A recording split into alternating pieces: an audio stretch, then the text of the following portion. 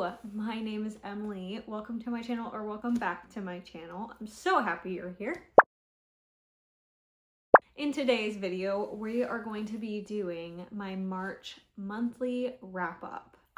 Last month, I ended up combining January and February, and I had like, I don't know, 2 hours worth of footage because I can't shut up apparently. I said in that video I wasn't sure if I was moving forward, gonna put 2 months into one video, but I think I'm gonna do this monthly because I like to talk, apparently. Here are the 6 books that I had on my March TBR, and you'll notice the little check marks on the one that I completed. I did only read 1 book on my March TBR. Here's to hoping the April one goes better, okay? For some stats, we will put them up here. I read a total of 7 books, a total of 3,199 pages. I had an average rating of 3.86. I read 5 books physically / Kindle, and 2 of them were audiobooks. Let's just get right on into it, shall we? Alrighty, the first book that I read in March was Jade Legacy. This is the last book in the Green Bone saga. If you haven't heard me talk about the Jade City or the Green Bone saga previously in other videos, the first book in this series is Jade City, and it is like a fantasy, sci-fi, urban fantasy series that focuses on jade. Now, jade isn't the typical stone. Jade, when worn by certain people, particularly the green bones, can give them magical abilities. In this series, we are following mainly the Call family, which is one of the main green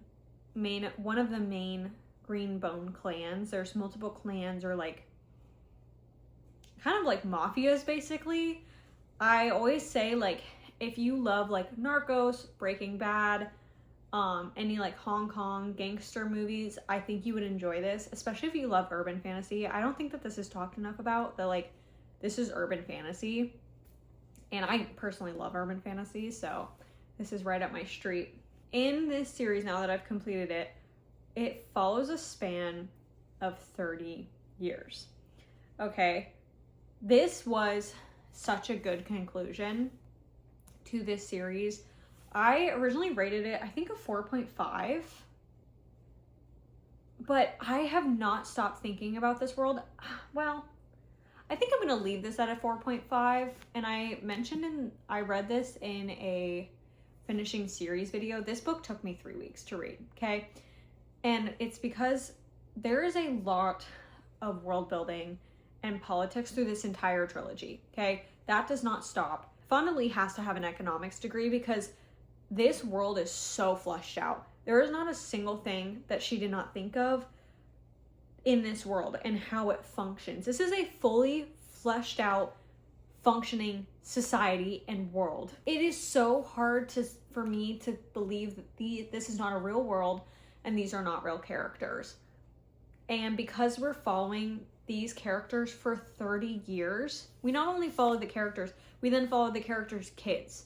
Like, we have generations that we see through this series. We know the ins and outs of these characters, but everything that has to do with the world is thought of.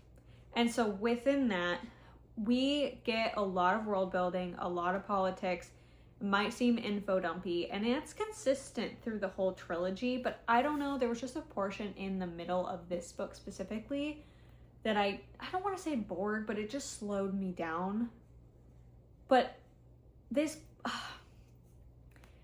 it would be really, really hard for you not to get emotionally attached and emotionally connect to these characters. Again, because you follow them for 30 years. You're in their brain for 30 years. You meet their kids. It would be so hard not to feel emotionally attached to these characters. I feel like I know them on a personal level, which I kind of do. I know everything about them. And it is just so beautifully, beautifully done. This was in my opinion, this was the perfect conclusion to a series. I know I didn't rate it a 5-star. The only reason I didn't is because of that middle bit, but I would say none of the books in this series were a 5-star for me. But as a whole, I think this series is a 5-star series, truly, because of how well done it is. Whether you liked it or not, I think no matter who you are, you finish the series and you're like, that was really good. Not, that was really well done. Whether you liked it or not, I think it would be impossible for people to read this series and not think Fonda Lee is a fantastic reader and is fantastic at world building. And I need to see if she has more books because I think I need to read them. None of the books were 5-star, but this is a 5-star series. And this was a great conclusion. Oh my God, the ending made me so sad. And this book, honestly, it took me 3 weeks. But I think because, and I mentioned this in a couple of my other videos, because again, it spans so long and you have so much time with these characters, that when it ended, I was like, what now? What now? And I do think that this was the cause. I don't know if I want to call it a book slump or a book hangover, but I would say that I've been slumping a little bit reading wise after finishing this because of that what now feeling. And this book was so good. And normally I only get that with like 6-star books. Now with this series I just like, I don't know, I recognize how good it is. Every time I talk about this series, I don't stop talking. So I'll leave it there and just say like, please pick up this series. It's dense. This is a big book. This again took me 3 weeks. That's a really long time, or 2 weeks, whatever. That's a really long time for me to read a book. Even like big books like this will only normally take me less than a week. Maybe not right now because I'm slumping, but that's a long time for me to read this book. This series is dense. You get a lot of info, but I promise push through and like take a step back and recognize like how well written this is and how fleshed out this is, because Fonda Lee, I gotta give you your flowers. Like, you are kind of a genius. Moving on. I'll talk about the 2 audiobooks I read. The 2 audiobooks that I listened to were both by Lisa Jewell, and I didn't know she had a series. I don't know if she has any other series. I think I need to look into Lisa Jewell's like backlog, because I listened to The Family Upstairs, which I had heard Madison Kate talk about on her YouTube channel about how it was a really good audiobook. So I listened to that, and then I was like, oh, this is good. And then I didn't realize that it had a second book. So I listened to The Family Upstairs and then The Family Remains. Both of them I rated 4 stars. I kind of feel the same way that I feel about, like, I feel the same way for both of them. And I really enjoyed them. I really, really did. I really enjoy thrillers. I just don't enjoy physically reading them anymore. I get bored and almost pulled out of the story. I really enjoy listening to them. And honestly, Lisa Jewell's audiobooks are so good. I think I've listened to, I think this makes that I've now listened to 5 Lisa Jewell books. So I think I just need to keep going on her backlog. I'm trying to think of how to explain this without spoiling it. So The Family Upstairs is the first book in this series. And we start out with meeting Libby. And I listened to it on Libby. But we meet Libby, and she was adopted as a baby, and she just turned 25, and she finds out that she inherited a house where there was basically a cult going on in the house, and her parents committed a suicide in said house that she just inherited. And the house was set to be inherited by the kids when they turned 25, and based on after the reports came out of like the suicide and everything, that Libby has 2 older siblings that would have turned 25 before her, obviously, and no one came forward. There's a lot of mystery around this house, and we end up following 3 POVs. We follow Libby, Lucy, and Henry, I think his name is. And so we're following their 3 POVs as it slowly pieces together the like story and what really happened in this house. But I went into that not knowing it was a series, and I really, really enjoyed it. Something about Lisa Jewell's writing and her thrillers, I'm hesitant to call them thrillers because they're not like spooky. And you're not like, what's gonna happen? Like, there's no jump scares or any of that. It's just like almost like psychological and like just kind of messes with your brain a little bit. And like, it's more of a mystery. Like, you're kind of like, what happened here? And it just kind of, there's like twists and turns, but it's nothing like shocking. But something with all of her writing, like, I really end up liking her characters, and there's something so real about her characters. Also, I love that there's British narrators. But I don't know, I thought it was really, really solid. Not just for like the mystery element, like there was plot twists that I did not see coming, but also like I still like was attached to the characters. So like, I don't know, there's just something about Lisa Jewell's books that I think are really, really good. And again, I went into The Family Upstairs not knowing it was a series, and so it kind of concluded, but there was like an open ending, and I was like, huh. And then Livia was like, what to listen to next? And it said The Family Remains. And so it's just a duology. The Family Remains was a perfect continuation and conclusion for their series. I thought that it was so, so, so well done. And I just kind of feel like they were just perfect. And I think that I would highly recommend them if you're interested in like more Lisa Jewell books, especially if you liked, where is it? Especially if you like None of This Is True, then I do think that you would like these a lot more. They're not as like creepy and unsettling as I think None of This Is True, but they're still really good. And there's some twists in there, and like all the puzzle pieces start to like slowly click together and everything. So I really enjoyed it. I really would recommend those. I don't think I've ever rated a thriller a 5-star. 4 stars for both of those. I think I'm going to continue to listen to a lot of Lisa Jewell's backlog because I really like listening to those, and especially on audio, like certain books via audio will not keep my attention, and hers always do. So, all right, the next book. Now this is kind of where my slump kind of, I think, started to kick in. But the next book I read was The Red Scrolls of Magic. Red Scrolls of Magic by Cassandra Clare and Wesley Chu.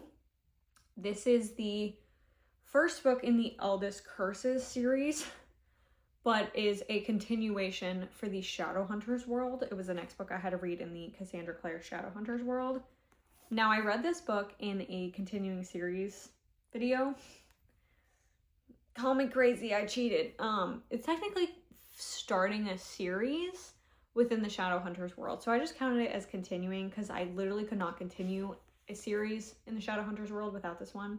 If you don't know the Shadowhunters, look up Emmy Rosam's Instagram or TikTok or whatever, and she has a pinned video about like the Cassandra Clare reading order. And then also like, I'll link down below, I think Cassandra Clare has on her website the reading order. I'm doing her recommended reading order. I read the first 3 in the Mortal Instrument series, read the Infernal Devices trilogy, and then in my finishing series video, I was going to go back to the Mortal Instruments because that was the next book I had to read. I thought was City of Fallen Angels in the Mortal Instruments series, but I actually had to read this first.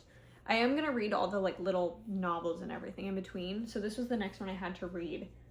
I won't go too much into this because it technically will spoil some other stuff from the Mortal Instruments series. That's why the reading order is important, okay? You can't, in my opinion, I don't think you can go willy-nilly into this world. I think you should follow the Cassandra Clare reading order. At least that's what I'm doing, very slowly. But this was the next book I had to read, and this is in Alec and Magnus Bane's point of view. But I think I ended up rating this a 3-star. I think this is my least favorite so far in the Shadowhunters world. None of them have been a 5-star for me. I have liked the Mortal Instruments the most. I liked it actually more than the Infernal Devices, at least the first 3 in that series. But I don't know. I don't know whether to blame Jade Legacy for this, because this is where I was like slumping a little bit and had like a book hangover, and I was like, nothing sounds good to me. Literally, I was struggling so hard. I was like, no series that I'm in the middle of I want to read. Nothing on my TBR I want to read. Because this wasn't on my TBR. The only book on my TBR was Jade Legacy that I read, okay? And so I was like, I don't want to read anything that I have planned. And I think that this might have suffered a little bit, but I just kind of was like, there was just nothing special about this book for me. I think I don't regret reading it because I I don't think I'm going to regret reading any of the Shadowhunters books because I want to read all of them. And I do like getting extra in these characters. I just think that this setting was not the most entertaining for me. I love the characters. That was the best part. But like, I don't know. I just kind of, this didn't really hold my attention. And it was just like fine. I don't regret reading it, but it was just fine. I do think if you're reading the Cassandra Clare Shadowhunters world, definitely pick it up. Like, I would definitely say to not skip it. Because I have a feeling, maybe I'll take that back when I continue reading it and I'll be like, yeah, that wasn't necessary.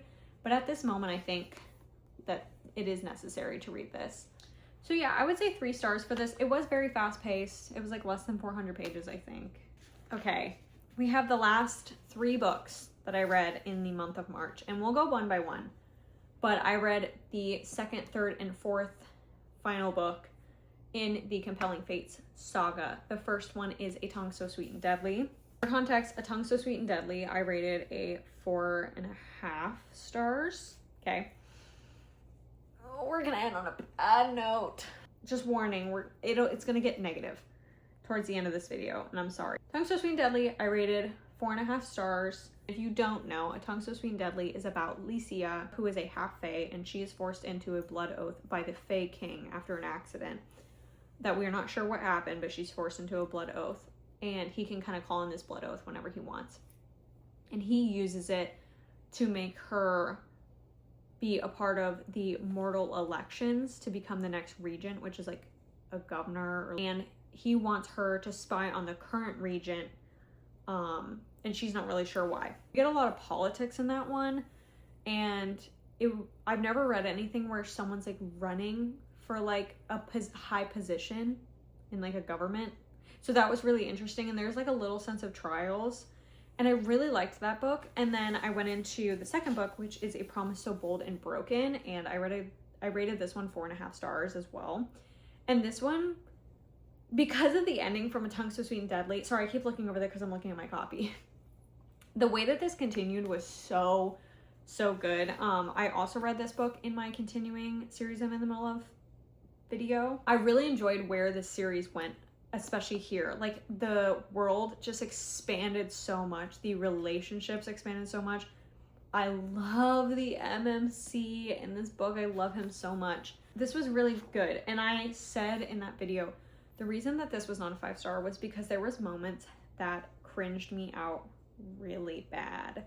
It took me out of the story, not so bad that like I couldn't get back into it pretty quickly, but it just took, there was cringy moments that took me out of the story. But again, I loved the MMC. I loved Lycia. This made me like Lycia even more. Besides the beginning of this book, the way that she was acting was cringing me out. And then at the end of this book, the MMC was cringing me out. So, but besides that, I really, really enjoyed this one. And then I went into the third one, which this is like, I'm between a 4.75 and a 4.5 for this one. This is A Bond So Fierce and Fragile. This is my favorite in the series. Spoiler alert. Again, why this wasn't a 5-star, there was some cringy moments in this. I would say it's a 4.5. I don't think it's a 4.75. I'm sorry, I'm being nitpicky, but again, there was cringy moments in this. And in the first 2, we get only Lycia's POV, and then in this one, we get multiple POVs, not just the MMC, but also like side characters as well. And this one had too much spice, in my opinion. Now, if that's your thing, that's your thing. But like, it just was taking away from the story for me, and then the spice was kind of cringy and like too descriptive. So that just cringed me out. And then also, there was plot holes that I didn't recognize were plot holes until the author would like try to cover up the plot holes. And then I'd be like, oh wait, yeah, that was a plot hole. And the reason that I noticed her trying to cover it up, because the cover up for the plot holes, I'm trying to say this without spoiling it, was not very seamless.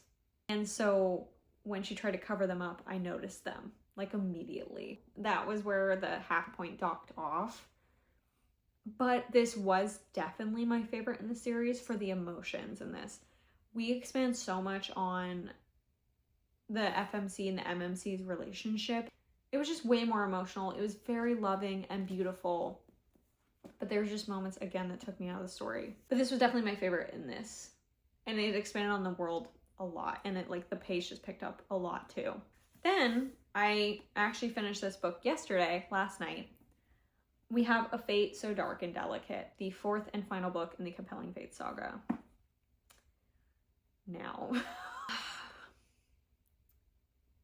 this annoys me a lot. I am gonna settle on, I rated this a 2.5. This book pisses me off because I was enjoying this series so much until this point. This book made me be like, I wish it was a trilogy and the books were just like, each book was just like 25 to 50 pages longer. That's it. And this book would have been deemed irrelevant, okay?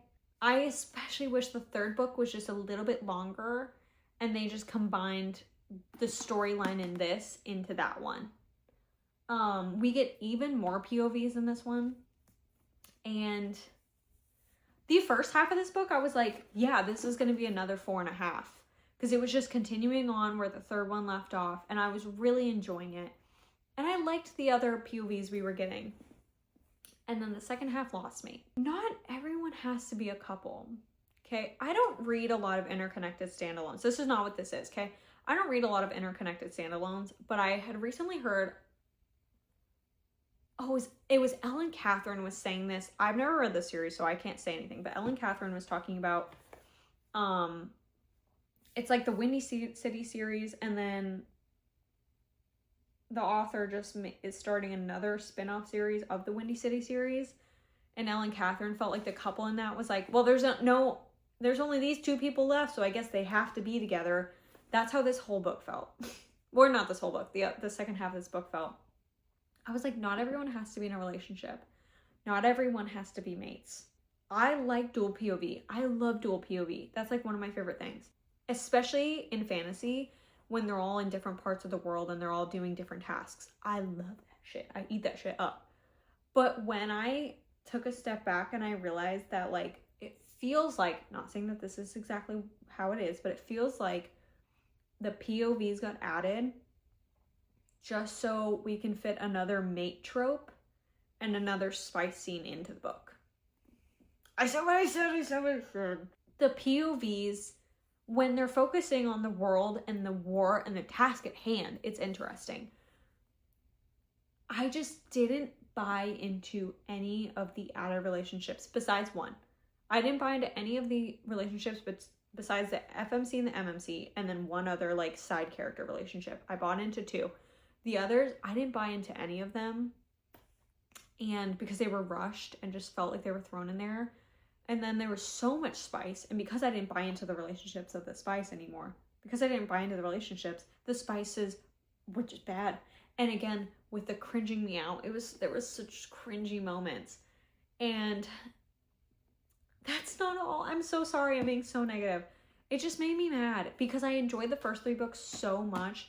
And this is like, what the fuck happened? And exactly that. The ending. Okay, there's like the relationship part. That pissed me off. The ending. What was that? What was that? Because it was so goddamn rushed. It was so rushed. Speaking of plot holes from the third one, that was nothing compared to... If you can hear the church bells, I'm so sorry. The plot holes in the third one are nothing compared to the plot holes in this book. The ending, I really like, until like the last 40 pages, I would have said this was like a 3.5, okay? Based on the ending, it's a 2.5.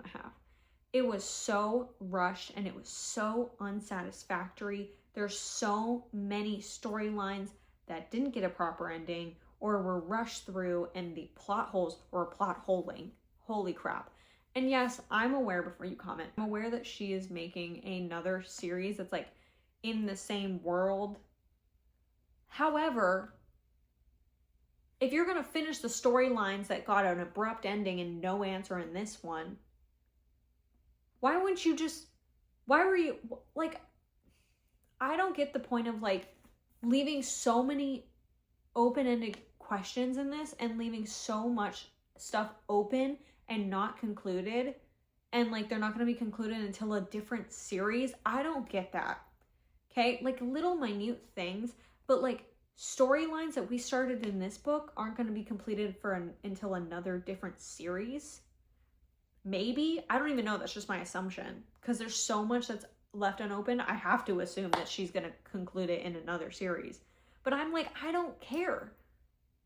I mean, I kind of care. One character I care about. One character I'm like, what happened? I need to know. But that was it. But like there was so much stuff left unsaid. And like knowing that this is the last book in the series, I was telling Matt about it because I was so mad. And he was like, are you sure it's the last one? Because I was telling him about it and he was like, are you sure it's the last one? Because it doesn't sound like it is. And I was like, nope, it is. It is. Okay. If you're going to have an interconnected series, this is just my opinion. This needs to be a finished story. Okay. And then it just needs to be like slight intermingling with the next one. Not that you are like, there should be a cliffhanger in this book that you have to read on to a next series about. That's my opinion. I just don't think that this was a good conclusion to a series.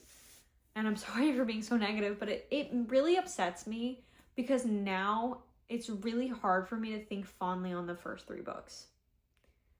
And that sucks. That sucks so bad. So I think that's where I'm just really upset, because it's not like the rest of the series was mid and then this one was bad. The rest of the series was really, really good. And this one was bad. Up until this book, I would recommend the Compelling Fate saga. If you love mates, if you love a bunch of relationships and multiple storylines, please don't let me sway you, because I have seen a lot of people say that they love this ending. I've seen a lot of reviews that said that the same stuff that I did. But in my opinion, I don't think it was a good conclusion, in my opinion. Now, is it a bad book? No, like the writing's good, but like a bad book to me is like a 1.5 and a 2, where I'm like, this is a bad book. Whereas like majority of this book, I don't think was bad. I think the ending was bad and it made no fucking sense. So anyways, I'll stop talking. I actually feel really bad that I was so negative at the end. So here's to hoping that my next book in my books in April, hopefully my April TBR goes better. If you haven't seen that video, I just posted a video of me picking my April TBR via a TBR prompt jar. And I'm hoping that I'll get to those books. I'll get to more books on my TBR than I did in March. Thank you so much again for being here. I'm sorry for being so negative at the end. If you like reading vlogs, if you like monthly wrap-ups, if you like TBR videos, I also want to do some more lifestyle content. I'm just scared that no one will care. But if you like this video, consider liking and subscribing. You know what to do. Thank you so much for being here. I love you so much. Bye-bye.